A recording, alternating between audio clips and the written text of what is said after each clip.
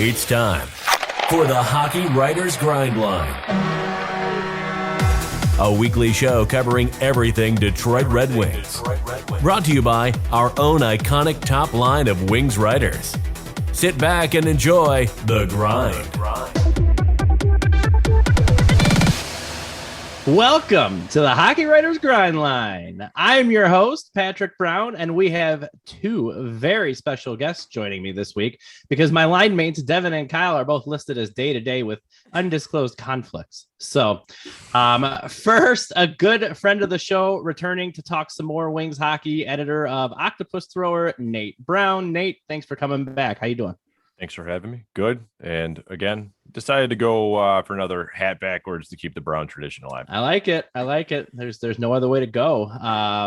But let's talk now to the person making her TGL debut. Oh my God. Credentialed Devils reporter for the Hockey Writers and my good friend, Kristy Flannery. Kristy, so good to finally have you on. Welcome. How are you doing? This is like the greatest moment. Like before I actually get married, this is probably gonna be like the greatest moment of my life. So happy to be here. Well, I don't know how high then you have that bar set, but we are certainly happy to be part of it. Looking forward to doing a show with you. So thanks for being here. Thanks for sacrificing some time tonight. So let's dive in. We've got a lot of ground to cover, and we're going to start with an oldie but a goodie. One good, one bad from the week that was. And just recapping really quick, the Red Wings had a pretty solid week. Nice come from behind win against Washington. And in fact, that's my good, is the come from behind win. I thought Thomas Greiss has been playing spectacularly while Ned has still been trying to kind of get up to speed. So Greiss and the Red Wings comeback against the Capitals is my good. My bad is actually the the Alexander Ovechkin power play goal, because I don't understand how that still happens from any team. I just don't understand, and will never. Just take a guy in shadow. Just sacrifice one guy just to stick on Ovechkin, because he'll just keep doing that over and over and over. So there wasn't a whole lot of bad this week, but I was very unhappy with that power play goal. So Nate, what you got for us? One good, one bad from the week. The good would be looking at just how good Moritz Seider and Lucas Raymond are. I wrote earlier my MVP was going to be Seider, and that my breakout player turning into a superstar would be Lucas Raymond. So I feel smart right now after 3 weeks, but things can change. And it also just shows that Steve Yzerman knows what he's doing. Mm-hmm. So ode to the picture again. The bad, I would say it's not even a bad. It's the negative. I really kind of want to know what, Philip Hronek did to end up in Jeff Blashill's doghouse. Yeah. I like the kid. He's a minutes eater. Kind of odd to see him take a seat. I understand and know he's a right-hand shot and you can only have so many, but kind of odd. So, stay tuned, Red Wings fans, to see what the stunning conclusion will be. It is really odd to see a minutes leader from the previous the previous season get benched healthy scratch. It was definitely odd to see. So good call. Kristy, bring us home. What you got for us? One good, one bad from the week. Okay, one good. We all love an overtime goal. Can't not love that. And I love that he put the two rookies out there, that he trusted them that much to be like, you two are going to go out, and then they do what they're supposed to do. For sure. Who doesn't love that? And I guess my bad is Montreal had scored 6 unanswered goals last week on Friday.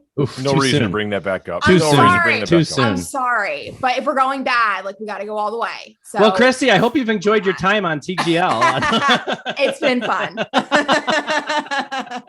No, you're right. We got to talk about the bad, and that escalated quickly, as Ron Burgundy would say. So good stuff. That kind of leads us into our next topic. And there's been a little bit of chatter and a little bit of context right now. As we speak, the Wings are playing the Panthers. No idea how that's turning out. I did see it was 2-1 Florida. Mm-hmm. So we don't have the results for that. But as we sit right now, Red Wings are 4-2-1. I do want to remind people who are getting very, very, very excited about the Wings, and understandably so. The Wings started 2-2 last year against two good teams. The Wings started 3-1 the year before. So I don't want to get too high off 7 games here, but the chatter's out there. And so I asked the question, are the Red Wings actually good? And Nate, we're going to go to you first, but really quick, my 2 cents with Kent Brockman. I don't know. No, they're not bad anymore, but I don't believe this is a good hockey team yet. I want them to be. I guess it would be, how do you define good? And I would define good as a playoff contender at minimum. The Red Wings have good. They've got good spurts in them. They play well. You see promise. They've done enough to win games, but I mean, Washington kind of just lost that game the other day. And the Red Wings have good pieces. They're going to get there, but I don't believe that they're a good hockey team yet. Nate, how do you feel about that? I feel like you need Kelsey Grammer in here. You mean good or do you mean bad? Good or bad? There you go. It's too early to tell. That's such a cop out. I'm sorry. It's a cop out, but it's kind of like playing the game too of like, what are we rooting for? I mean, right. We kind of sort of need that higher pick still to maybe get that final piece, but at the same time, Yzerman's done such a good job with drafting that to go back to the earlier comment, there was nothing better than watching Lucas Raymond just destroy Evgeny Kuznetsov as he's going around the ice. And then Kuznetsov like gave up. Like he literally just hit the blue line. He just went like this. Larkin scored, and it was beautiful. I honestly think we're just looking for progress. I think that's the good that you want to see. I don't think they're a playoff team yet. I don't see it, especially with one line doing the majority of scoring. Yeah. I think though this is fun. It's nice. It's like the Tigers. The Tigers are rising. The Red Wings are rising. So that's definitely a good thing. But sure, I'm not gonna lie. I'm hoping for a high lottery pick again. But more to come on that later. Stay tuned. Yeah. So hopefully. They're a mediocre team. There you go. Say that? Can I say that? No, you can absolutely say that. I think that's fair, and I think that's about where I land with it too, to be honest. But Kristy, your call from New Jersey and the surrounding area. What's the take on the Red Wings? Are they any good? They're an improved team. So I'm gonna kind of go with Nate here. They're like a middle of the pack. I'm going to say, I think it is too early to tell if they're actually like going to be really good or really, really bad. I do think there is going to be a surprise in the Atlantic Division. I don't know if it's going to be Detroit or not, but they're improved. So small victories. Yeah. And I mean, when you consider what Red Wings fans have, experienced the past couple of years, what they're seeing right now is promising, and it's fun. Yep. It's fun to see Lucas Raymond, who nobody really even expected to be on the roster this year. It is fun to see him skate circles around and set up plays and lead all rookies in scoring and everything else. And it's just fun. So it's a nice little reprieve. I don't think they're good yet. I think we all kind of agreed on that, but they're fun to watch and they're much improved. Nate, you want the final word? What you got? No, I don't want the final word. I want to ask the other guest the question. So coming on the spot. Yeah. So coming from a situation where you got Jack Hughes and won the lottery and got that stud center who I know now is injured, but let's just talk about that unbelievable move he made with that overtime winner. So good. Who doesn't love an overtime goal? Yeah. Everybody loves an overtime goal. Do you see parallels in terms of having that high pick and seeing the rebuild that New Jersey had go faster? Or do you think it's just kind of a crapshoot? See, I actually, when I was researching for this episode, I actually think that Detroit had a quicker rebuild. And I don't know if anyone's going to agree with me on that, but I feel like too with New Jersey, I think fans thought we were in a rebuild before we were actually in a rebuild, if that makes sense. Sure. So I think for fans, like we've been in a rebuild since 2012, even though technically we weren't at that point in time. So for me, I feel like Detroit's having a pretty quick turnaround. Like, I feel like it was just yesterday that you guys had like Lindstrom and Zetterberg. Like, I feel like that was just, like yesterday. No, I wish it were just yesterday. Yeah, I know. And wouldn't that be great for you guys? So if you think you're suffering, don't even talk about that.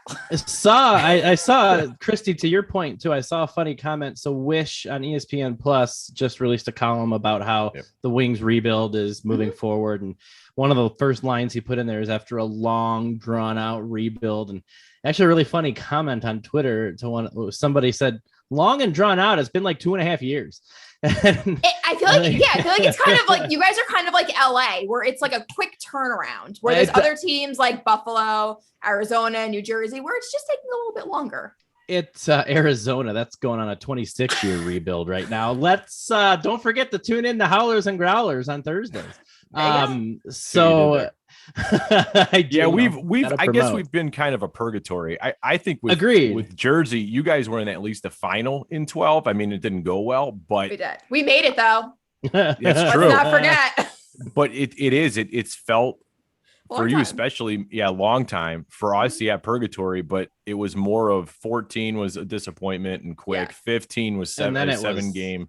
And then they backed in and just doing everything to make the playoffs, to keep the streak alive. Yeah. So like Kristy, to your point about how it felt longer, I think when the Wings stopped going deep into the playoffs, that's and started getting bounced in the first round pretty much every year, pretty much always by Tampa.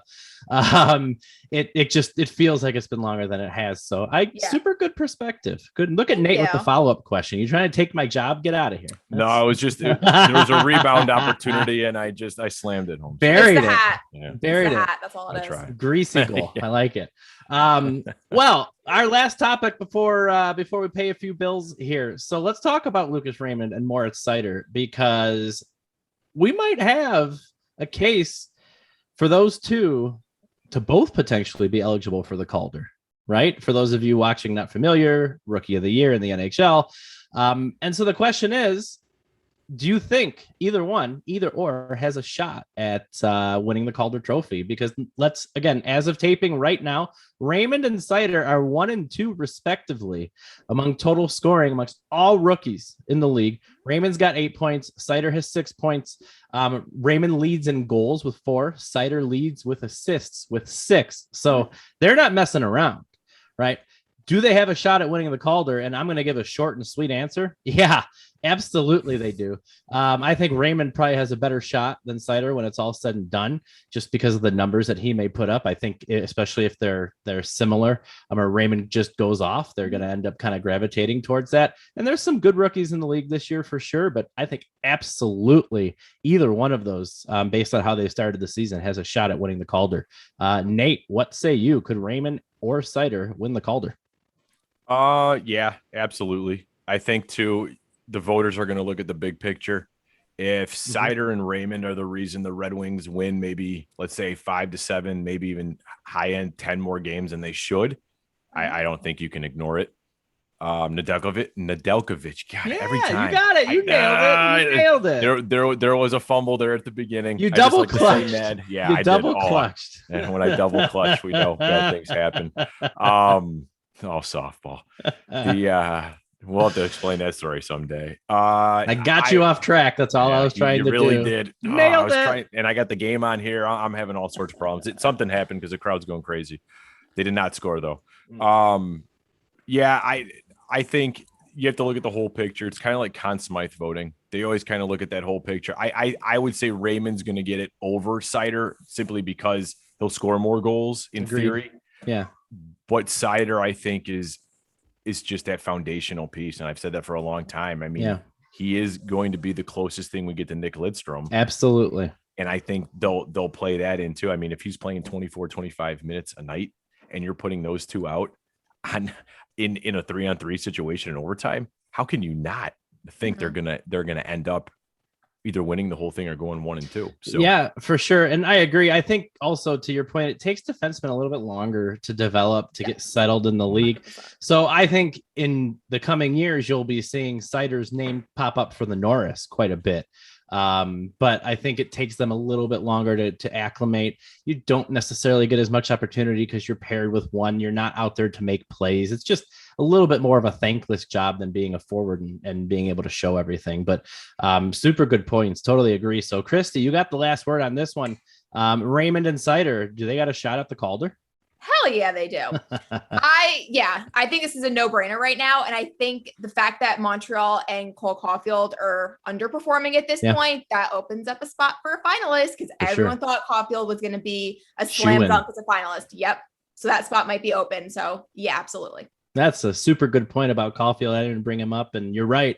He's not necessarily his fault. The whole No. team isn't performing, but on the flip side of that, Raymond is basically on the top scoring line, making things happen. So really good points. Good points, guys. I like it. So let's take a quick timeout. We'll pay some bills. Thank you for watching our show. Give us a like, subscribe, comment. We've got so much good stuff on here. You want to check out Blackhawks Banter, Saber Scoop, Chicks and Sticks, of course, starring Kristy, and our newest show as well, Howlers and Growlers. You may see a familiar face there as well. Follow us on Twitter. Sign up for our morning newsletter, which Kristy still writes for as well. Get all of the best hockey delivered to you every single morning. You guys know the drill. We're on Spotify. We're on iHeartRadio. And, if you want us to send you the latest news via SFTP encrypted via PGP, we can do that. And that's for all you tech nerds out there. That one's for you. Thank you for watching. Again, we just love that you tune in every week. We love the comments that you leave and engaging with you there. So leave us some comments and we'll talk about them next week. All right. Bills are paid. And speaking of the comments, we've got a couple to chat about. So let's start with Brandon Williams, who basically asked, are Larkin and Raymond shaping up to be the next 1-2 punch in the league? And even if we just talk about kind of Red Wings 1-2 punches, go all the way back, you can talk Yzerman, Fedorov, Datsuk, Zetterberg, Tatar, Nyquist, the Batman and Robin, if you will. Do we see Larkin and Raymond being that duo? Much like we kind of said earlier, I think it's a little too early. I don't know if Larkin is the one of that 1-2 punch, in my opinion. There's a lot of talent still in the pipeline. You don't know who in the future Yzerman might go out and sign out of free agency or trade for. Larkin, to me, is the undisputed captain of this team. And he may very well be it, but I'm not convinced that Larkin is the one or even the two of that 1-2 punch. So for me, the jury's still out. I'm not sure, but I wouldn't bet against it. They're certainly clicking quite well early on. Nate, your thoughts? Larkin, Raymond, are they the next thing? I feel rude here. I think Kristy should answer this question first. Am I allowed to pass? This is kind of like press your luck. Can I pass? Well, you don't have it. Well, we can put your random or your required spin after Kristy. So sure, let's put Kristy on the spot. What you got? No. So my first question is, Larkin is obviously on the first line in Detroit. If he was on any other team, would he be a first line player? Like if he was on Vegas, is he a first line player? Yeah, Kristy, to your point, there's debates as to whether Larkin's even a first line center on the Red Wings. We had Keith Gave on, who wrote the Russian Five, and he talked about Larkin in the future potentially being a third line center. Our viewers love that one, by the way. So, even in Detroit, it's not a guarantee that Larkin's on that first line, but he sure is right now. I would say, this is terrible because I don't really have an answer. I tried to skip around and ask another question. I'm going to say Raymond's 19. I think Larkin's 25. I kind of agree that there might be somebody else in the pipeline that's closer to his age that can kind of grow together so that they're in their, like Raymond and whoever this other punch is going to be are in their prime at the same time, I guess, if that makes sense. I feel like the age, they're not going to be at their peak performance at the same time. No, I actually think you bring up a really good point, Kristy, because we were kind of talking about it earlier, how fans are really excited. They're excited to see the production on the first line. They're excited to see the Red Wings scoring goals, which is refreshing. So it's fun. It's exciting to think that, but they just may not be to that point yet. So, well, Nate, you punted earlier, but it's come back around to you. So your thoughts on whether or not Larkin and Raymond are the next 1-2 punch in Detroit? It's kind of funny. When you see from our perspective, the circle or the square kind of going around, it is kind of like press your luck. We just need a whammy somewhere. Whereas I just got a Hollywood squares because you just go circle gets the square. Hey, anyways, I mean, what can I say? Well, it took us more than half the show, but we're finally off the rails. Yep. Right. Well, that's my job when you guys call me on. It's true. I can go. Dylan Larkin is a fascinating case study because the poor kid never had really any support outside of Mantha and Bertuzzi. And as soon as his numbers dipped last year, and then he was bit by the injury bug, and then Jamie Benn cross-checked him in the neck, which we're still bitter about. And you better believe, Dallas, we're watching, and we can't wait until I think it's November 21st. Not that I'm saying anything, but ooh, that's my wedding anniversary. Larkin, well, there you go. Don't stop me now. Larkin, I think on the Red Wings, absolutely a first-line setter. Of course, it is kind of a question mark on another team. Raymond, though, is your number one. I don't think there's any denying that at this point. I am agreeing with Kristy on the pipeline. There's a lot of very interesting names coming up. But for now, yes, they are your 1-2 punch. Down the road, I don't know. Awesome. Well, we are going to channel our inner Devin here for a minute because I've got some breaking news, ladies and gentlemen. Assuming that the official score doesn't change it later, Moritz Seider has just scored his first goal in the NHL, and the Red Wings have tied it up. So we talk about that Calder, and I talked about offensive output, and Seider clearly heard me and said, nope, we're just going to go ahead and tie this game up right now. So no idea how the game's going to end up or if anything's happened since, but figured we'd at least announce congrats to Mo Seider getting his first NHL goal. How exciting. So good stuff. All right. We still got a couple more topics to cover here. So Katz Kulo Jackson, a good friend of the show, comments quite a bit, mentioned they believe the Red Wings are a bottom 6 team and they need a top 5 pick. And Nate, we're going to come to you first on this because you actually alluded to this earlier in the show. Do you agree with this? And I actually do not think the Wings are a bottom. We talked about this. I think they're mediocre, which hurts their draft chances quite a bit. And let's face it, when they were the worst team in the league, you couldn't even count on a top 3 pick anyways. More importantly, in my opinion, the Red Wings don't need a top 5 pick to be successful anymore. Yzerman has put the pieces together. Everybody's developing. Whatever doesn't pan out, because more draft picks don't than do, whatever doesn't pan out, you can deal with in free agency. You can make a trade for something like that. I don't think the Red Wings need a top 5 pick. Not that I would turn my back on it, but I think they're at a stage in the rebuild where they can focus on developing the talent in their pipeline and filling in the gaps. And that's just my opinion. Nate, you mentioned it earlier in the show about the Wings, you wanting the Wings to have a high draft pick. So what say you? Yeah, it's one of those conflicting things because I'm enjoying the winning. I mean, you watch, if you've seen me glancing over, yes, that's what I was looking at. I mean, seeing Seider score and hearing the crowd and watching the crowd and seeing that reaction, God, I've missed that. It's been a long time. And I just realized, by the way, Devin was there to see it. Yeah, he's there live. I know I joked earlier in the show. He's at the game tonight. He just saw that. I just realized that. Sorry to interrupt, Nate. No, you're fine. I mean, at least he I'm jealous. Anyway. Yeah, I think, well, poor Suter thought he got the goal, and it turns out it was Seider's. Oh, yeah. Got it. Train of thought. It was basically you're rooting for they're winning, which is phenomenal. Yeah. I want more of it. I think I don't want to see them just miss the playoffs. Right. And then have that 12, 13, 14, 15 pick, which will then be intriguing because then what does Yzerman do? Right. I mean, or even eke in. And get swept right out. You'd almost rather tank. Right. I think too, you have Shane Wright sitting there, and that's a tough one. It's like you kind of want to maybe be in that 8, 9, 10 spot where you have that outside chance of getting in there. Last year, of course, they changed the rules. So it was more in line with what it should be. I don't think I thought this year they'd be a bottom 10 team.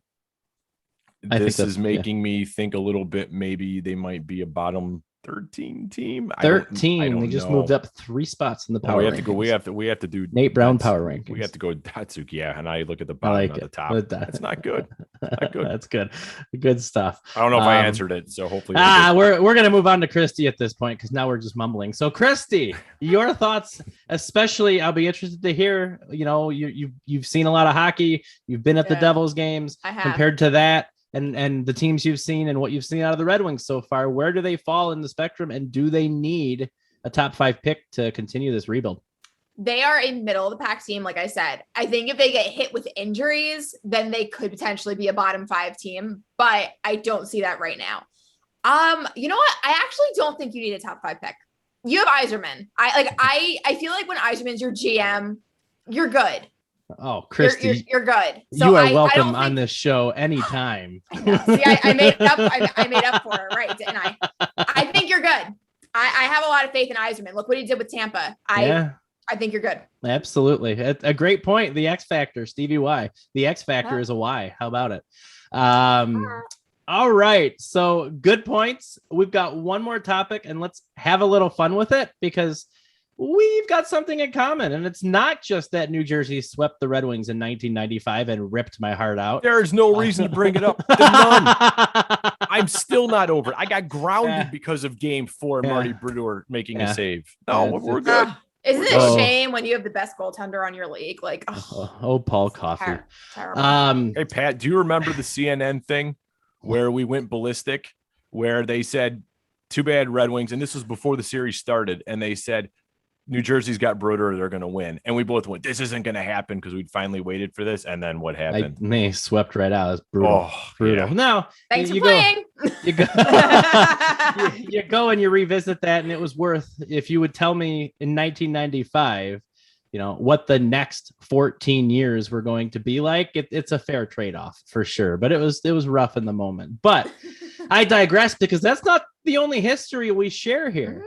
There's a little player out there, goes by the name Tomas Tatar, and currently playing for the Devils. I was really excited. It took him a long time to get picked up, which really surprised me. This offseason. But he's out there in New Jersey, obviously an old fan favorite in Detroit. A lot of fun memories. And so to close our show, I was just curious, and I'm going to call this segment, Share Us Your Favorite Tatar Sauce.